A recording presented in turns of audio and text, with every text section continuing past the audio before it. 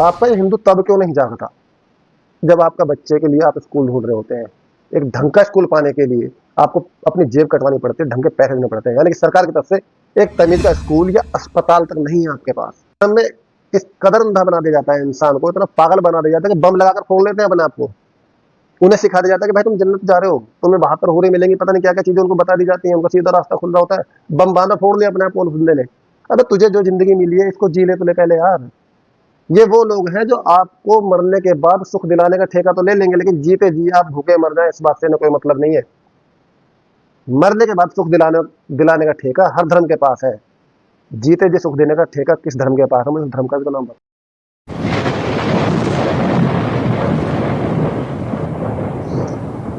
आज का मेरा ये वीडियो है स्पेशली उन हिंदुओं के लिए है जो जाग जाते हैं और सो जाते हैं।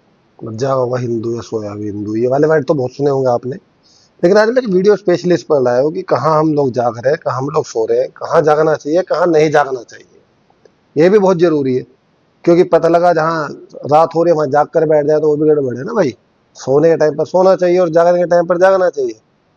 लेकिन क्या ऐसा है? क्या जो हम हिंदू जागने की बात कर रहे हैं, क्या हिंदू समय पर जागता है? मेरा यही वीडियो आज इसी टॉपिक पर है, और जहां तक मैं मानता हूँ कि मेरा टॉपिक एक संदेश देने के लिए, लोगों की अच्छा समझाने के लिए है, बाकी आपकी समझ है। दोस्तों शुरुआत करते हैं सबसे पहले अपने उस हादसे से जो यूपी के गोरखपुर में हुआ था, जिसमें ऑक्सीजन की वजह से छोटे छोटे 60 बच्चे, तकरीबन 60 बच्चों की मौत हो गई थी।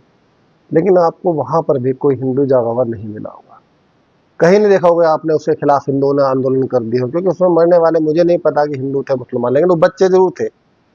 वो उस व्यवस्था, उस खराब व्यवस्था के शिकार हुए, जो कि बहुत ही ज्यादा महत्वपूर्ण चीज है। अस्पताल में ऑक्सीजन, उसकी कमी की वजह से वो बच्चे मरे, जिसके खिलाफ एक बड़ा आंदोलन खड़ा होना चाहिए था, बड़ा सामाजिक क्रांति होनी चाहिए थी, लेकिन नहीं हुआ। कोई फर्क किसी को नहीं पड़ा, हिंदू आराम से सोता रहा।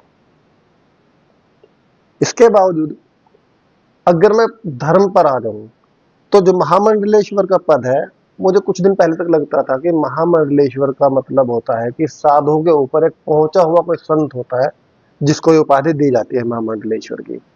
लेकिन अभी पिछले उसमें भी मुझे ज्ञात हुआ था कि किसी को महामंडलेश्वर बनाया गया, लेकिन इस बार तो कमाल हो गया।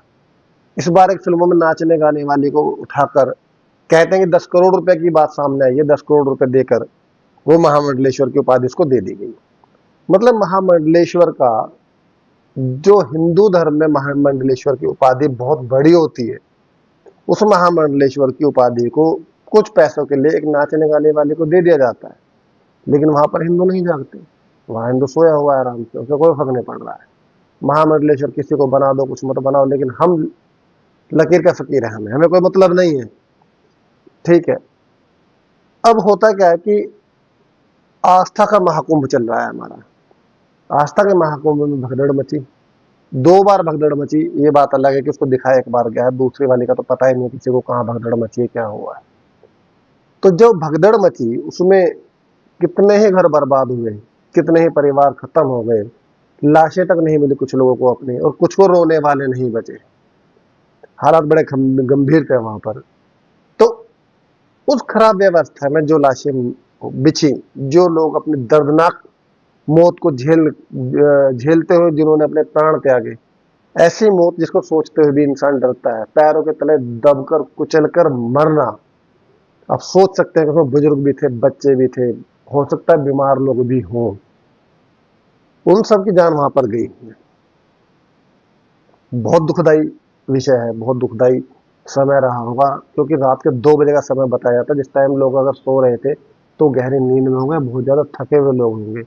और बुजुर्गों के और बच्चों के उस समय कंडीशन की अगर हम बात करें तो बहुत ही ज्यादा खतरनाक है। लेकिन उस हादसे के बावजूद भी एक लफंगा आता है, वो कहता है कि यहाँ जो के नाम मरे हैं उन सबको मोक्ष प्राप्त होगा।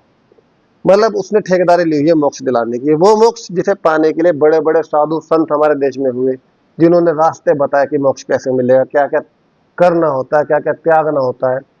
उस मोक्ष को पाने के लिए कितने ही जो बड़े विद्वान थे वो आए और चले गए।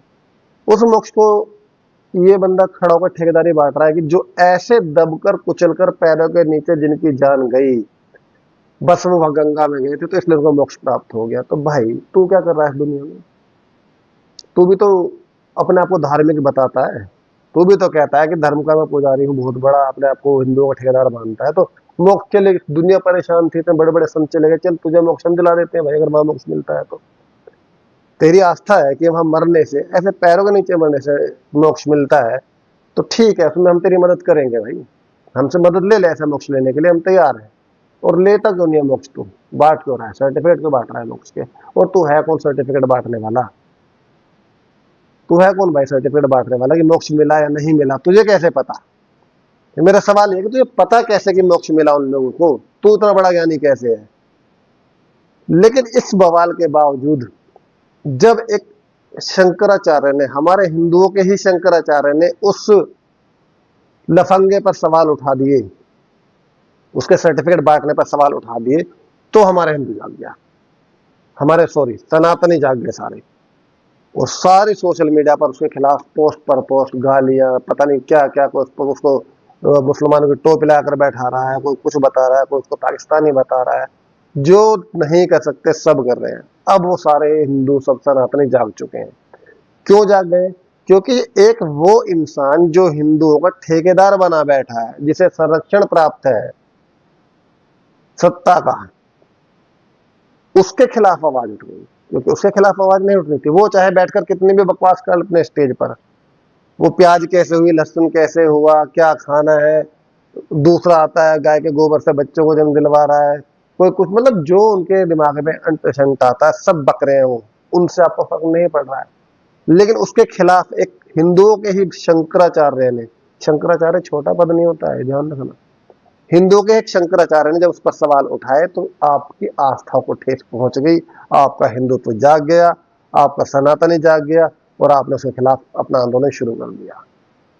भाई एक चीज पूछनी है मुझे आप लोगों से, बड़े आराम से, बड़े विनम्रता से पूछनी है, आपका ये हिंदू तब क्यों नहीं जागता जब आपका बच्चे के लिए आप स्कूल ढूंढ रहे होते हैं?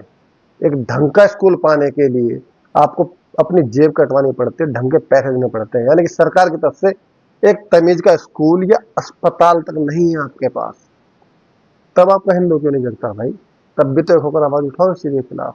आपका हिंदू तब क्यों नहीं जगता जब छोटे छोटे बच्चों के साथ ये भेड़िए उसके साथ दुष्कर्म करके उसको एक दर्दनाक मौत देते हैं, और ये हर दूसरे दिन, तीसरे दिन, हर रोज अखबार में इस तरह घटनाएं आती हैं।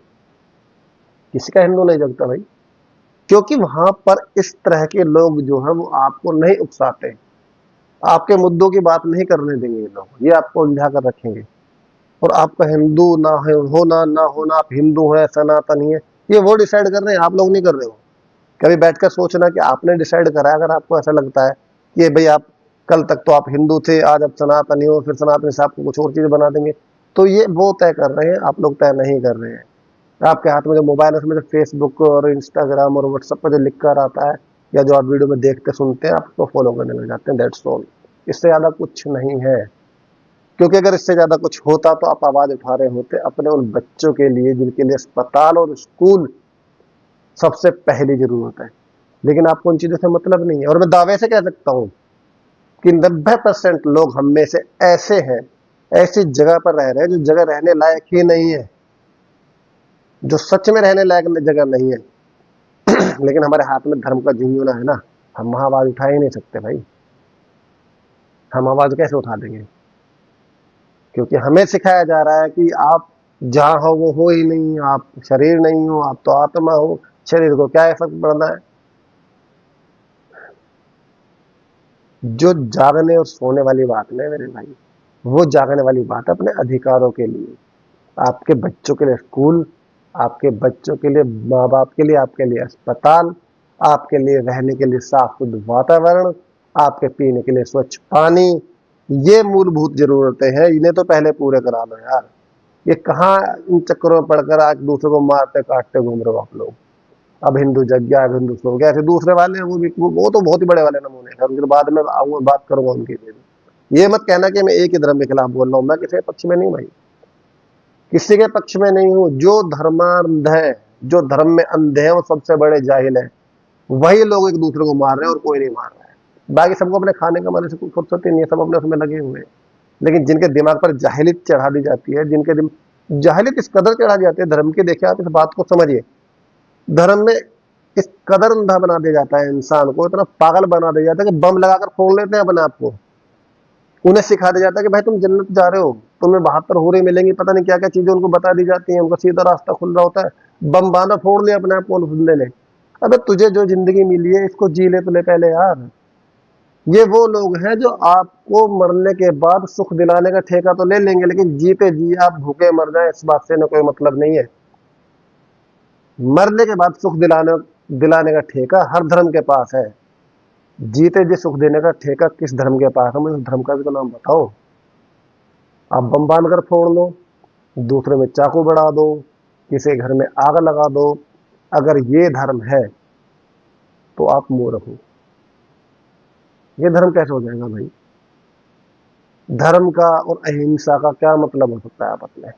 हाँ वो बात अलग है कि इन धर्म के ठेकेदारों ने, चाहे वो शुरू से ही क्यों ना होते आए हो, आपको सिखाया ये रास्ता है, आपको उस धर्म के पास जाने नहीं देंगे जो वास्तव में धर्म होगा, क्योंकि अगर आप उधर चले गए तो उनकी दुकानें बंद हो जाएंगी, ठेकेदारी बंद हो जाएगी।